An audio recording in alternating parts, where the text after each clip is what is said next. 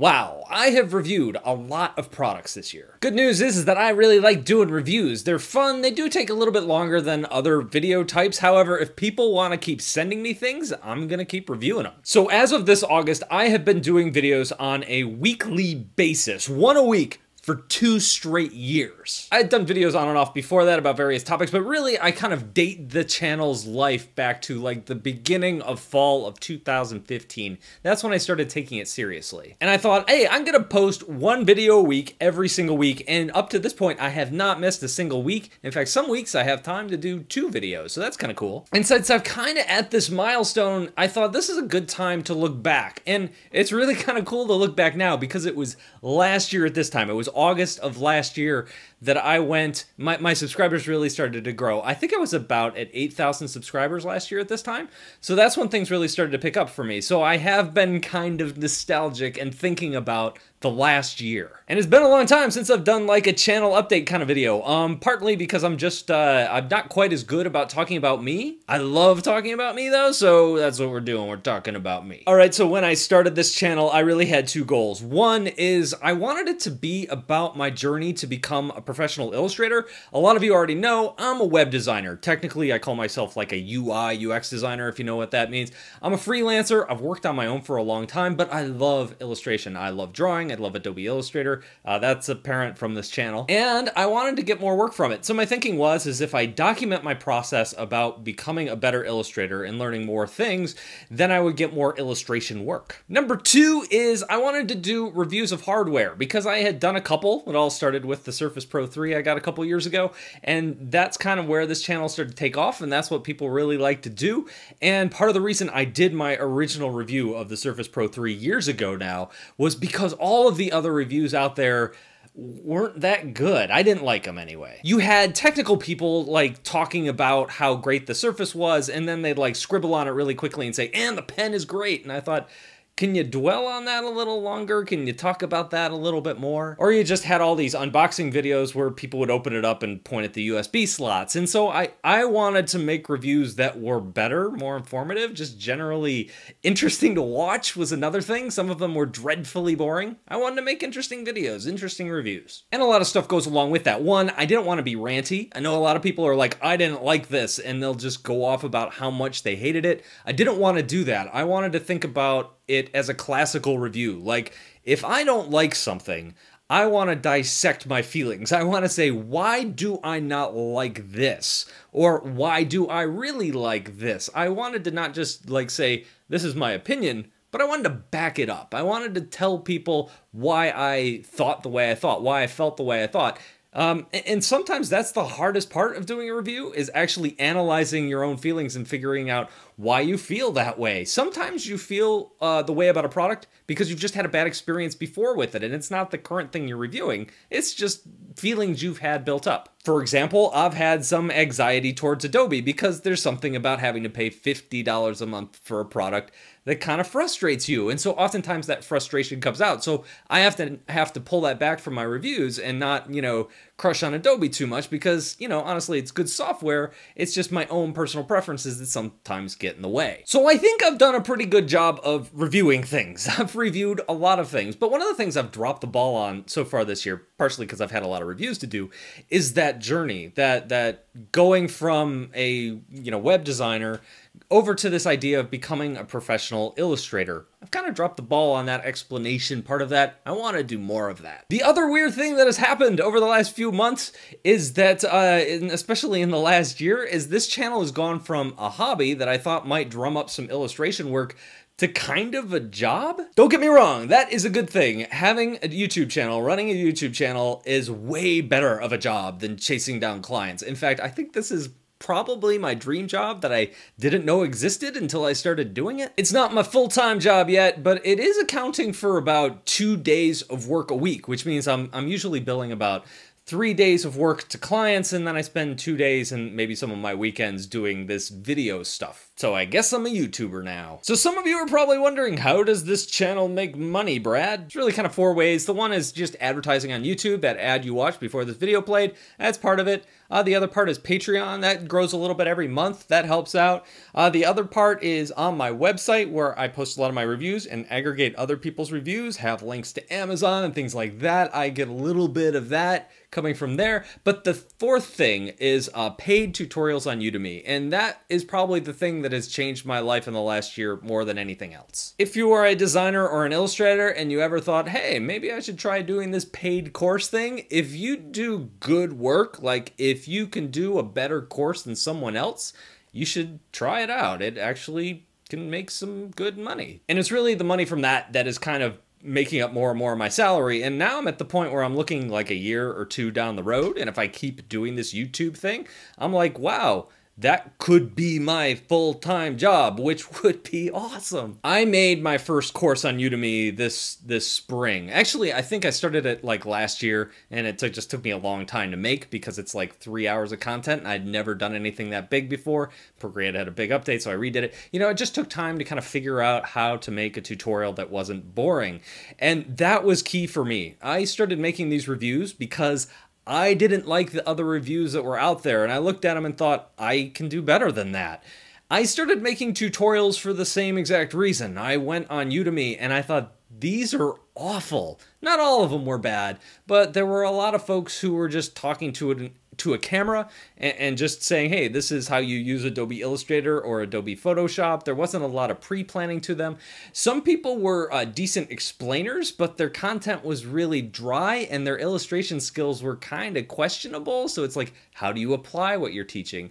Other people had like really good illustrations, but weren't actually walking you through how they made those illustrations in any kind of meaningful way. And I thought, there's gotta be a way to make an interesting tutorial where people learn and have fun. I want people to watch like one lesson from my tutorial, and then when it's over, I want them to be like, dude, I want to watch that next lesson. I don't want them to feel like I should watch it because I paid for it. I want them to be really interested. That's why I talk to fake zombies while I'm teaching Adobe Illustrator. As a side note, my wife and I, more my wife than me, homeschool our daughter Abby. Hi, Abby. Yep. She watches all my videos, which is why I won't say any of the dirty words I am listing here. She also really likes it when I mention her on the videos. But when she's learning something, when my wife is teaching something or I'm teaching something, we want her to enjoy the act of learning. There's something, I love learning. There's just something amazing about learning something new, learning something fascinating, and why can't what we learn on the web be just as interesting as what you might learn on a science YouTube channel or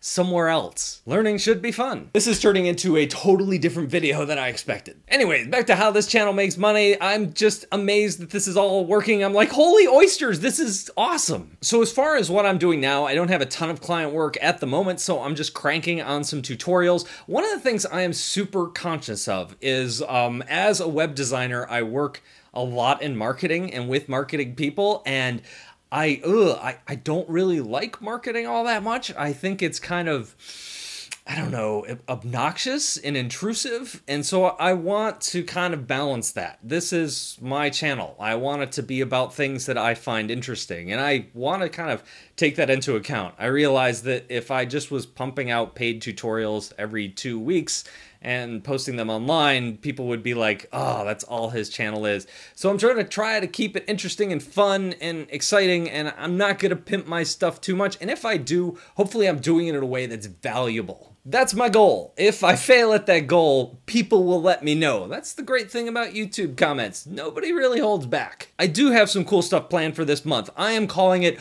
Alternative August. August.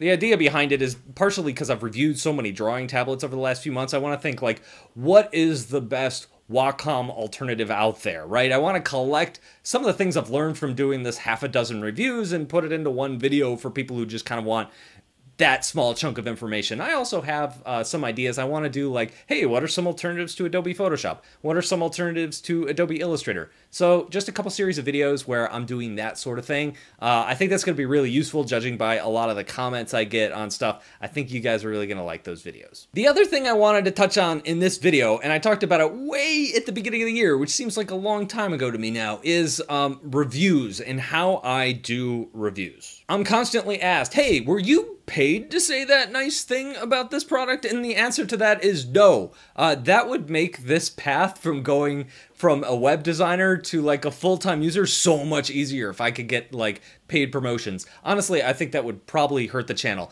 I am provided these tablets usually, oftentimes, by a company that's trying to promote them. They will give me a free product and I will review it. And I always say at the beginning of the video who provided that product to me. I'm very open about that. Is this a conflict of interest? I personally do not think that it is. I think having more products to review makes this channel better. Some people think that it is a conflict of interest, and I think that's a totally fair opinion to have. I will say this, a couple weeks ago I reviewed a product and the company actually wrote me back. They didn't like some of the things that I had said. They wanted me to change them, correct them. I don't think they were wrong, but they wanted me to change them. They wanted me to then change them and repost that video. I think they were under the impression that YouTube would let me actually just swap out a video for a new video that said something different and no one would notice. And I was like, dude, that's not gonna work. I'd have to pull down the old video. I'd have to make a brand new post. Everybody who subscribes would be alerted to it, and you would look really bad because everybody would notice what had changed and everybody would scream about it.